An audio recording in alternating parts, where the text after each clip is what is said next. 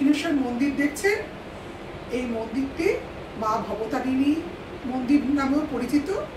কিন্তু জানেন কি, এই মন্দিরের বিগ্রহের নাম কিন্তু শ্রী শ্রী জগদীশ্বরী কালীমাতা ঠাকুরানী। এটার একটা অজানা ইতিহাস আছে।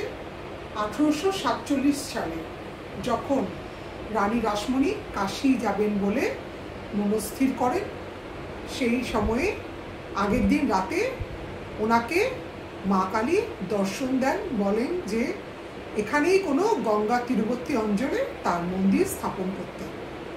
উনি তখন গঙ্গা তীরবর্তী অঞ্চলে কোনো জমি খুঁজতে শুরু করে দেন। দক্ষিণেশ্বরেই এখানে এই জমিটি পান তিনি। এই জমিতে জন হেস্টিংসের কাছ থেকে উনি কেনেন। 20 একর জমি ছিল, এটা ওনার কাছ থেকে উনি কেনেন। আর এই জমিটা কিন্তু কচ্ছপ আকৃতির।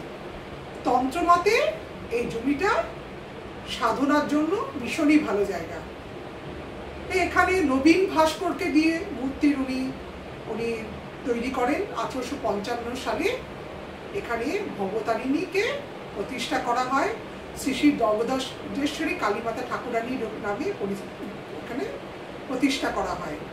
কিন্তু যখন প্রথম নবীন ভাস্কর মূর্তিটি বানিয়েছিলেন, এটা গর্ভগৃহের থেকে একটু বড় সাইজের হয়ে গেছিল, তাই উনি পরে এটাকে আবার গর্ভগৃহের মাপের তৈরি করে ওখানে প্রতিষ্ঠা করেছেন, যেটা এখনো ওখানে পূজিত হয়।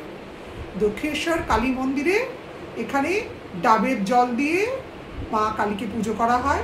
আর এই মন্দিরে প্রথম পুরোহিত ছিলেন রামকৃষ্ণ দাদা রামকুমার চট্টোপাধ্যায়। উনি মারা যাবার পরে রামকৃষ্ণ দেব পরমহংস এখানে পুজো শুরু করেন। যেহেতু উনি মা ভবতারিণী রূপে মা কালীকে পুজো করতেন, সেই জন্য এটা ভবতারিণী মন্দির নামেই পরিচিত। আর এখনও মন্দিরের নিমন্ত্রণ পত্রে শ্রী শ্রী জগদীশ্বরী কালীমাতা ঠাকুরানী নামেই নিমন্ত্রণ পত্র দিয়ে যায়। ভিডিওটা ভালো লাগলে লাইক করবেন, কমেন্ট করবেন।